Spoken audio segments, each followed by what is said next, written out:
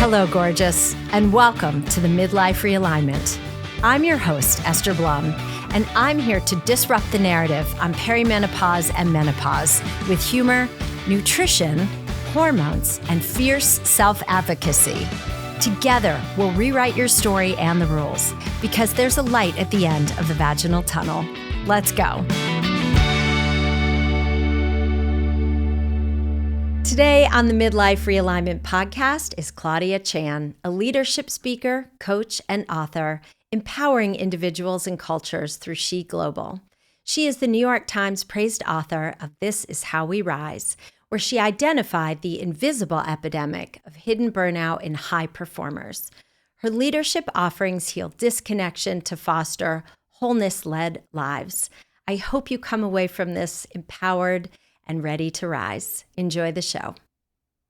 Claudia, it's so great to see you again. And I really am thrilled for what you're going to be sharing today because you are such a force in the women's leadership space. And I would really love for you to walk us through your personal evolution into leadership, like how you grew up, what inspired you as you moved through your trajectory and as you continue to grow and move through your leadership. Sure. Well, love that we are having this time together, Esther. So I grew up in New York City in Manhattan, very typical immigrant Chinese family. Parents came here with not much, no college education, but somehow owned a Chinese restaurant, got into that world. And really my childhood was much more, I would say, they worked a lot and they put us in a good school. But it was very much around work hard, be a good person, and create safety and success in your life. And so it was, I say in my book, This Is How We Rise, that it was very much of a focus on me and my family, like focus on that security and safety, given all the generational trauma they had gone through and even just getting to America. And so it wasn't until I actually, 25 to 35 years old, I started my first company, which was called, it was in the heyday of Sex and the City era, and Devil Wears Prada and all that where the value of women was so placed on beauty and the way you looked. And so I would say up until my early 30s, it was a lot of superficial success. It was, I had a business,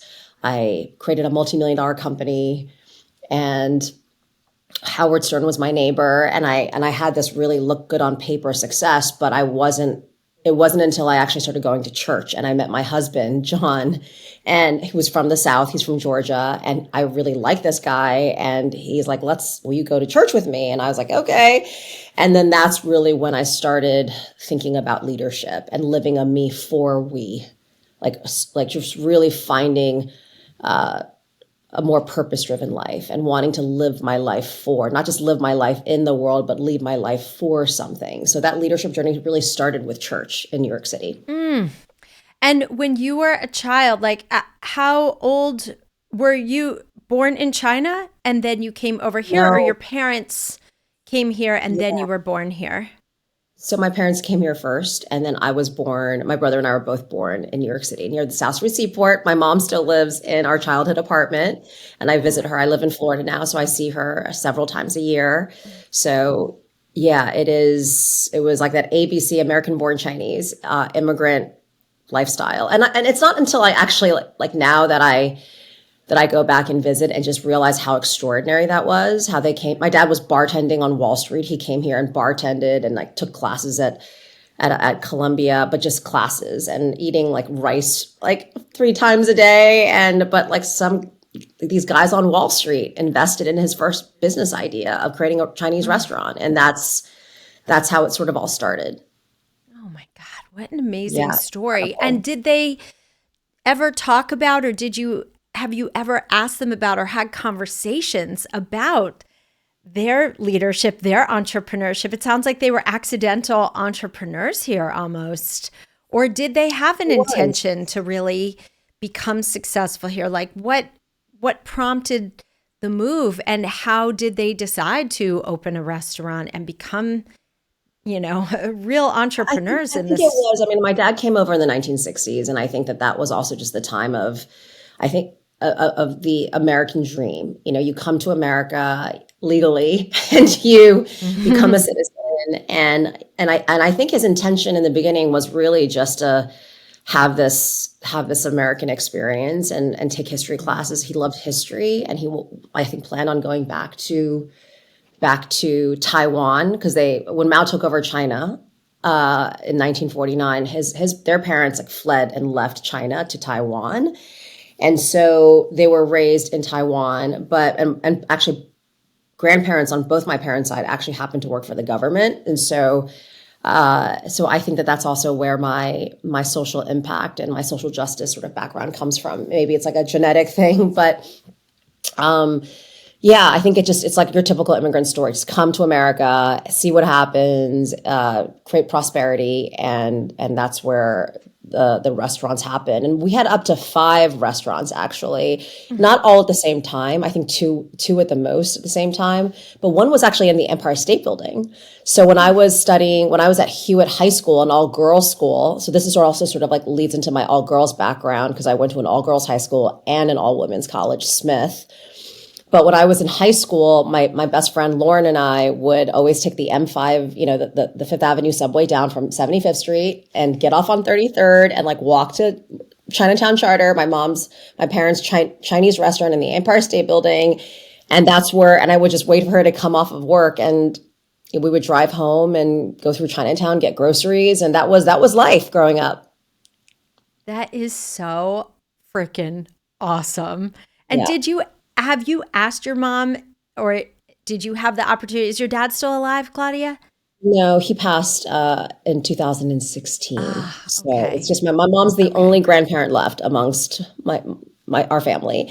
But yeah, but I think that entrepreneurship and that creation out of something out of nothing was definitely a major part of my background. And then the other piece was the all women and all girls aspect, because I was super close to my mom, and she always said to me to have independence, have your own business. And so I actually became an entrepreneur pretty much 2 years out of college. So from 25, I'm 50 years old now. I just turned 50 this year. So I've been an entrepreneur for 25 years.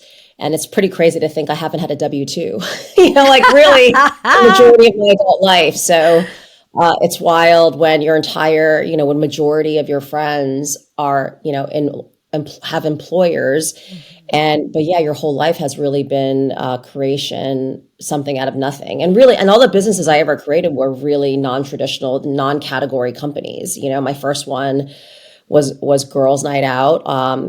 My partner and I, we had nightlife guides to New York City. It was called Shecky's. I don't know if you remember that was Shecky's. you. Yes, of course you know Shecky's. My partner Chris had started the bar guides, and when 9/11 happened, he basically had to go back to trading, and he asked me to. I had an event networking startup at the time during the first .com boom. So we just sort of brought our businesses together and started creating these events. And we had a girls' guide to nightlife, and just started doing these girls' night out celebration parties of cocktails and goodie bags and emerging designers and $100 goodie bag for your $35 ticket. And so that became really America's largest shopping party from in the 2000s era. I was 25 to 35 years old running that. And that was my first platform in entertaining and gathering women and girls, and really learning the women's segment from pure personal experience. It's just I feel like my CMO says that I'm an anthropologist. I didn't get your traditional PhD, but or business or MBA business degree, but my whole life has been really being so social and so connected to people, and connected to obviously so many women. The women and girls background, and so I just have this natural sense and connection to the needs and to the pains and to the desires of the segment of women. And so I created something that became really big. we created something that became really big. We had 150 days of shopping parties across America. And yeah, like over 100,000, 60 days, I think, of women's shopping parties. 150,000 women came throughout the year to shopping parties across, I think it was 12 cities, 12 major cities. And I did that for many years. And all the brands like Maybelline and L'Oreal and beer companies and liquor companies that wanted to sample to women, those were all of our customers. So where did that idea come from, Claudia? Like, where do your downloads come from? Because to be an entrepreneur and create a multi-million-dollar brand, it's not only strategy and structure, but the creative aspect has to be tremendous, and the vision. So where did that come from?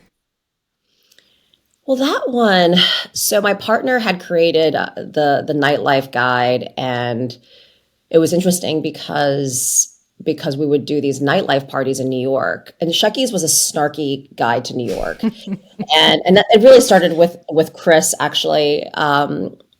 Chris Hoffman, you are bringing me back, Esther. I love a good story. Chris started, and it was funny. We actually were dating. He was my boyfriend at the time, and I'm like 24 years old. 20. This is before 9/11, 2001, and so he had just launched the Girls Guide to Nightlife because he noticed that when he would do these parties and bars, it would be like, oh, it's $20 to get in for happy hour, open bar. But if you RSVP in advance, you could get in for free. And so we would have these parties and all the women would get in for free and RSVP in advance, but the guys would just pay. And so, we just realized women were the customer that would research and plan. And so we're like, well, let's do a Girls Guide to Nightlife. And then let's do a girls' night out to celebrate and kick off this book. And so that's how Girls Night Out was born.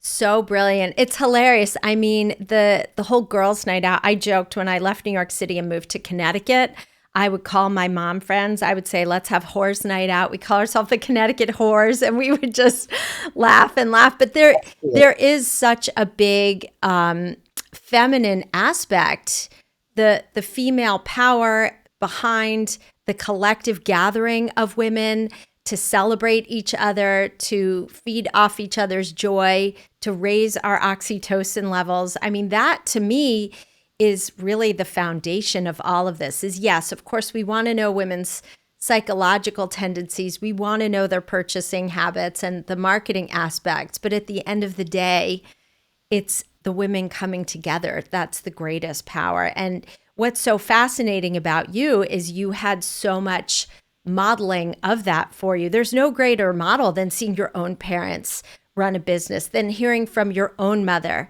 Claudia, you got to have your own money. You got to have your own business. That's the way to make it. That's a form of success. And then going back to your education at Smith, all you had was feminine power, feminine role models. I too went to Simmons College, and it was so incredible to have these incredible entrepreneurs and authors, all female role models saying, this is how you build your business. This is how you set things up. And it's nothing short of inspiring. So it's so cool that you had that. And then how soon after did so your first book was Not Half the Sky, was it? Or was that your first book? Yeah. So what happened was, 25 to 35 years old was all around entertaining women and finding that, and I say again, it was the fluff era. It was the sort of more superficial era. But again, all the magazines, all the billboards, all the TV shows, everything, the value that was placed on women and girls was how you looked and where you had dinner and the brands that you were wearing, right? That was that era. And then, so this was where, from that point, when I met John, my husband, and I started going to church, towards the end of that business, I was really struggling with my business partner, and we had different visions for the company. And I was really a kid, honestly, like 25 to 35 years old. Building Shecky's was just a kid that had nothing to lose, just pure all out life force, energy, grit, hustle. creativity, all of it. But like there was no humility. There was no sense of development, personal growth. It was all just, I feel like I grew up running that company. And then when I was going through like my first major struggle, because at this point it's, I'm approaching my early mid 30s, and my identity is so attached with this company, right? And especially in our very superficial culture. And when you come from an immigrant family where everything, your value is placed on how much money are you earning, and what things you have, and because in Chinese culture, you actually have to wear those brands in order for people to accept you, in order for people to take you seriously. To this day, when I go visit my mom, she's like throwing an Hermes scarf on me when I go out. She's like, you need to be somebody in these rooms. They look at your scarf and they immediately say, she's somebody. And so, a lot of it was, to be somebody, to be successful, it is all these material things, these zip codes, right? That you need to have the college, like the brand of your school and the degrees and the awards and the accolades. And so church was my first experience of really, like understanding faith and how, we are really just we're on this earth for a temporary period of time, and we're not human people having a spiritual experience. We're spiritual beings having a human experience. And that earthly life is really just this blip in time. And that's really when I was so poured into, and I loved our pastor. This was a church on the Upper East Side called Trinity. And I didn't grow up religious at all. And I was like, this is a little weird when I first started going, but that's when it just, John didn't force it. He's like, if you want to come, come. If you don't want to come, you don't have to come. And so it just really connected with me. And that's really where I was like, I want to pour into other people, and I want to leave, like, I'm getting so much empowerment that I want to create now and move from women's entertainment to women's empowerment. And that's when I had the idea of She Summit. But it wasn't just about, let's gather a bunch of women and empower them and give them mentorship. It was, I want to inspire women to be change makers, because we're really here to like live our life and receive, but eventually so that we can contribute and give. And really this idea of, how to be a change maker. And that's really when the She Summit conference was launched in 2012. It came out a year before Sheryl Sandberg's Lean In book came out. So it was really, and again, I would just say that I've always been a futurist of culture when it comes to women and girls, like seeing ahead of it, like what there's a need for. And because I personally felt like, and I started studying too, the women's landscape, and I'm like, okay, there are organizations and nonprofits where all the women wear pink, or all the women dress like men. And that was the era of, there was Indra Nooyi, the CEO of PepsiCo. There was Meg Whitman, who ran, I think it was Hewlett Packard. And there were just a few Fortune 500 CEOs. There was Fortune's most powerful women's conference was too elite and inaccessible. Everything else was sort of pink and cheesy, or it was like these business groups where women dressed like men and wore suits. And I was like, we need to make women's empowerment modern and cool. And that's when I read a book also called Half the Sky by Cheryl Woodan and I'm forgetting and Nick, I'm forgetting his last name right now. Anyway, they're New York Times journalists, and Nicholas Kristof and Cheryl Woodan wrote a book called Half the Sky: Women Make Up Half the World, and it was research on what was happening to women and girls, so like gender-based violence, maternal mortality, and I was just looking at statistics of women globally and women in underdeveloped worlds and developed worlds, and I'm like, why do women not talk about empowering women? Like, there was no substance for women, and that's when I ignited the next movement. It's interesting too how faith really made its appearance into your life and really started nurturing your business. I find so many entrepreneurs really are either faith-based with religion or spirituality, and how that often becomes the backbone, especially as we head into midlife, there is a real groundedness. And it does, in our 20s and 30s, we are less grounded.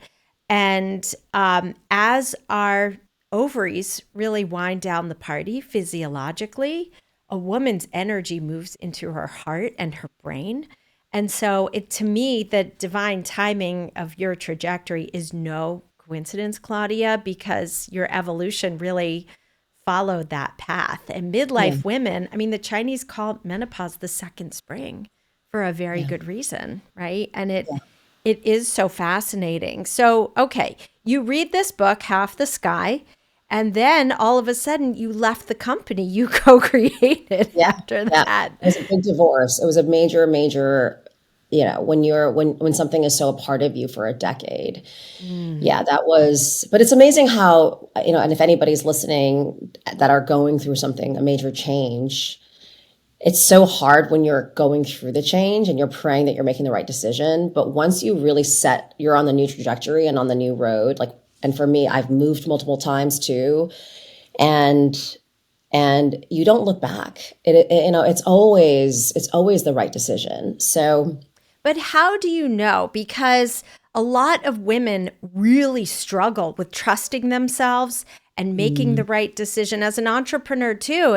I see all of you out there who are struggling or who aren't 100% sure, and you seem so clear on your paths, but have you had moments of doubt or struggling to find your clarity? And if so, what really drives your clarity? What helps you make decisions from a solid foundational place? yeah, what's interesting? I think a great analogy here, because I'm going to go back to faith, is, and because it really is at the source of like my source of everything, like the way that a light has to plug into a socket for energy and for energy, for clarity, for wisdom, for meaning, for purpose. So, but I would say that the faith part, I was like baby faith, like just like really empty and burnt out running that first decade of a business, and actually had felt like God was calling me to now empower women. And then it was, but I was still baby faith, in all of it. I think in the earlier years when you're young, there's not much to lose because you're still so focused on accumulation. I want to like buy a house or pay off the mortgage of my house or all those things. And I think that in the beginning, it's like ignorance is bliss kind of thing. And I think of myself when I was younger, like, oh my gosh, like this idea, this needs to exist. When you see the invisible, you can do the impossible. That's been one of my mantras for a long time. So when I would see something invisible, oh my gosh, we need to have a women's empowerment conference that is XYZ. And then it's just this conviction and this drive to like whatever it takes to make it happen. And so, but later on in my life, like as that company evolved, as She Global, which is the name of, She Helps Empower the World. She Global is what I named the corporation after, was to build, an army, a new generation of female change makers to lead change for women's issues they cared about. And what I call the macro movement, not just women's issues are not just one movement, it's a macro movement. But I would say that later in my life, as I created more success and stability, and I had kids at 40, actually, I had got married at 37. I had kids at 40 and 42.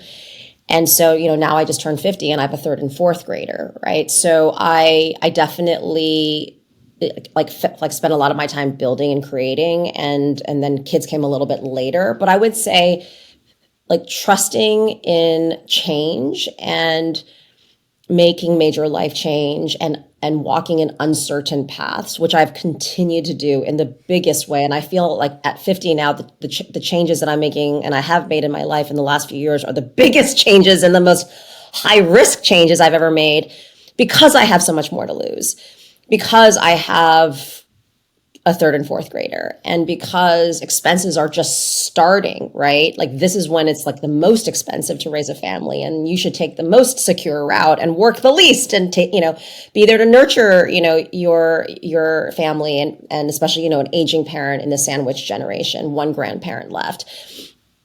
But for me, it is as the risk gets higher as I get older, my faith has gotten stronger. And so that is where, and it's really like when life happens, we feel like we constantly need to work on the life. But when you have God and you're a believer, then God's like, you're going to go through this uncertainty and work on this life so that I can work on you. Mm-hmm. And so the journey is like every single year, every single day that you choose to walk in faith and like believe that you're making the right choice and the right decision, and be easy on yourself and good to yourself. And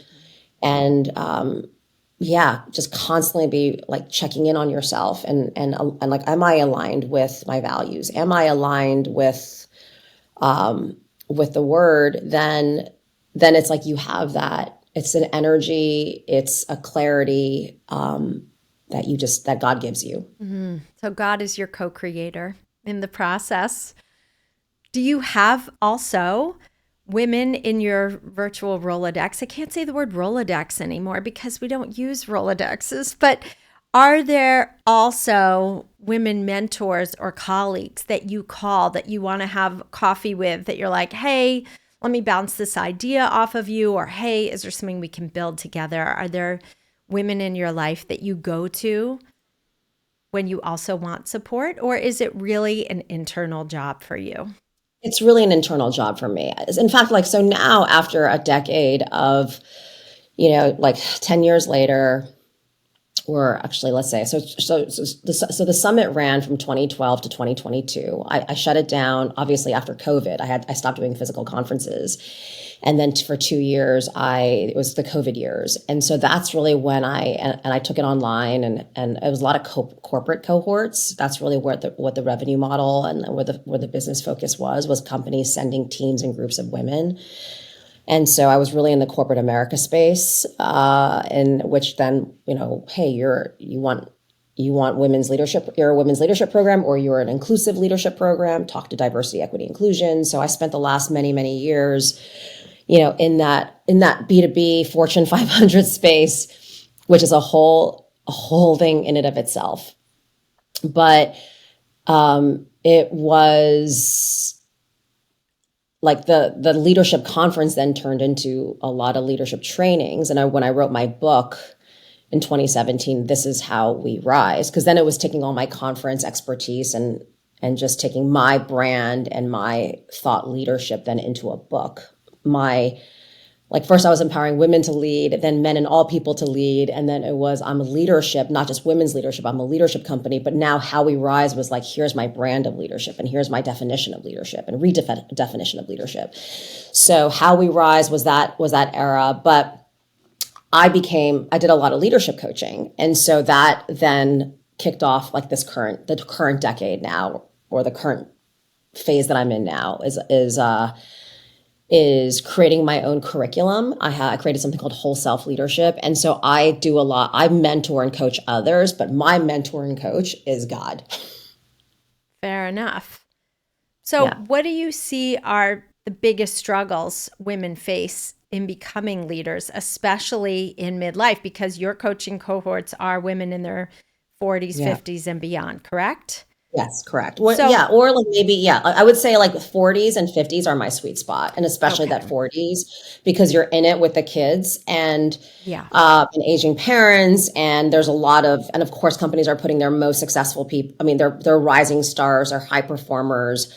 So what happened was after COVID, and that's also when I moved from 46 years in the Northeast to Florida, because it was a COVID Florida move where, hundreds of thousands of people left major cities like New York and LA and went to places like Florida or Texas.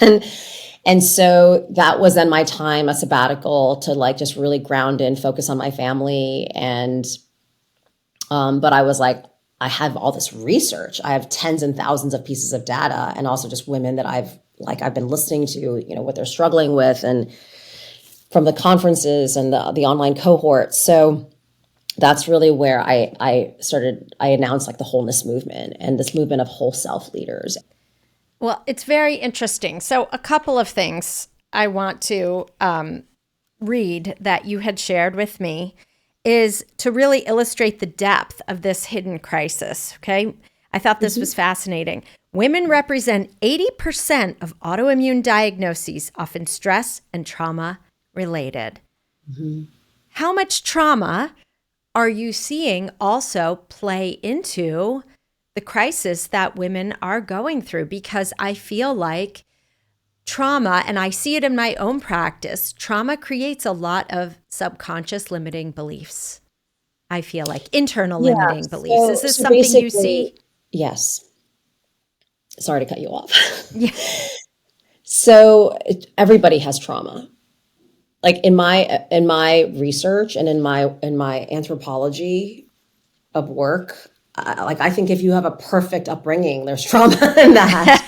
I think depending on also if you are like as a Gen Xer, my parents were baby boomers. They were they grew up in a civil war. Like they escaped a civil war in their country, and I think America is also this melting pot of diversity and various cultures, and whether you're Indian or whether you're Jewish or whether you're German or Russian or all American and with English roots or whatever it is. I think that like all of our parents' generations come from their history, and I think if you're a millennial or if you're a Gen Z, we all have different. Like we also look at the mental health crisis right now amongst our teenagers today and our youth. So, which the Surgeon General has said is a national crisis, and now parental stress is now a national crisis. So, Yes. I think that trauma is universal. I think that some of the patterns and trends that I've seen is that the highest level of performers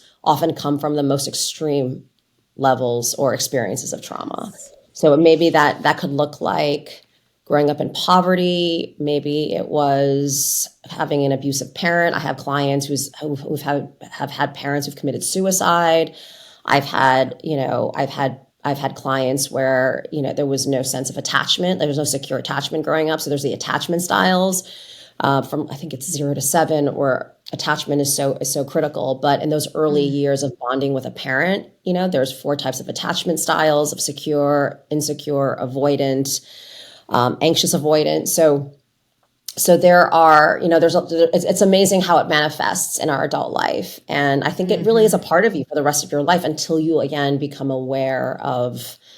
You start doing the work, and it starts showing up eventually, right? And especially in this age period, because as because you do the hormones work and the holistic health work is, your resilience changes, your ability to manage anxiety or to compartmentalize changes, your brain changes. And so it is, and plus you have all the external pressures of keeping up with, just the bills and responsibility. There's identity stuff. So it's really unique for everybody. I feel like every client of mine, the way that you might analyze and like get a patient or a client, and you're like studying and trying to understand their health and what they're eating and what their symptoms are, and or the way that if you're a marketing consult agency and you're working with a new client and you're doing a brand discovery of who their customers are, who their target demo is. And like my life is I've spent it's looking at a human being and going inside their inner world and their inner life to understand, the lay of the land. And there's always a discovery process. And really what I call IHAC, which is, it's imagination, healing, alignment, and creation. It's a 4-step journey that I take them through. But like it is, there's a whole inner world. I call it whole self strategy and alignment work, and it's all inner work. And most people are putting all their energy on their external stuff and not their inner. And many of them are not even aware, that stuff is even buried until shit hits the fan, essentially, and stuff just starts showing up. 100%. And, there's the silent epidemic, right? Even if we all have trauma, some of it with a lowercase t, some of it with a capital T, if we don't deal with it and process it and work on healing it in our younger years, by midlife, it just explodes. And it coincides with the other silent epidemic, which is not so silent anymore, which is perimenopause and menopause. And all of it's so fascinating because we both come to the same conclusion, but from such different perspectives. Yeah. And from, they say when you're a hammer, everything looks like a nail. So the lens through which I see things is the hormonal decline and how that also shifts our ability to feel motivated. When our testosterone drops, our get up and go, our drive, that masculine part of our personality and productivity changes. We become more introverted as we go through menopause. So those of us who used to love and go and be on stages and, speak now say, I'd rather stay home with the kids and the family and anchor myself that way. And also we have physical symptoms that are changing how we show up. Women are soaking through their clothes in the middle of board meetings with hot flashes. It's embarrassing. It's stigmatized. HR really hasn't brought menopause as much into the workplace, even though it costs the workplace billions of dollars in lost productivity every year. So are you seeing in your leadership conferences, is anyone bringing menopause in? Because I feel like we're running parallel tracks, but are the two ever intersecting? Have you seen them intersect? So, and it's been, I took a pause on corporate. I stepped away from corporate when in 2022. And so, but I remember even then, like Morgan Stanley, for example, which is one of the largest global banks and Fortune companies.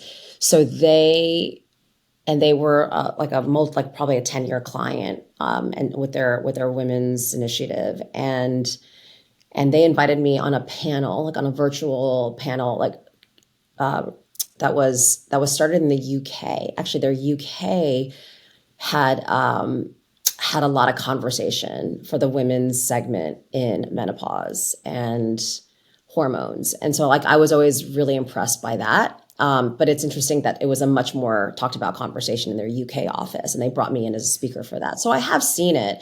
And so it really depends. I think that if you're at companies like an E&Y or a Deloitte, where they have to be so on top of, their DEI initiatives, or now because the word diversity has become polarizing, just as different people assign different definitions to different words and depending on what state you live in.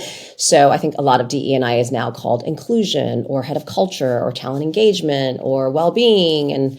And so, but yeah, I think that's actually a really good move though, because you do need those safe words. So for example, if you're culture and well-being, then we are going to see many, many more of those health conversations inside organizations. It is my prayer. I mean, I watched my husband go through 10 years of in-services at UBS, and there was no discussion on, hey, if you're having any menopausal symptoms, go to your HR department. It's safe for you to speak to someone there. I'm like, when is that trend coming? UBS is that's funny. That's where my wealth management team is, and it's a very different brand because they don't have this consumer bank that I know of, they don't have the retail side that at least I know of, the way that a B of A and Merrill Lynch or but yeah, it is I just know that when I look at their programming, a lot of it is come, see Annie Leibovitz, and, it's very, they do these all-star, it's still very red carpety, high end, but yeah, it depends on the culture, but they're definitely not a brand that I really ever see do anything innovative. Okay, my love. So people can find you at claudiachan.com, and where are you on social media? And we'll put all of this in the show notes, of course. Yeah, so I would say that, there's a URL that we need to shorten, but it's secure.claudiachan.com/enroll. And we're working on a shorter link to that, but secure.claudiachan.com/enroll. But that's where you can find out more about my memberships, and claudiachan.com also links to it. But yeah, claudiachan.com is a great place to start. And I would say Instagram, DM me, say hello on Instagram at Claudia Chan Official.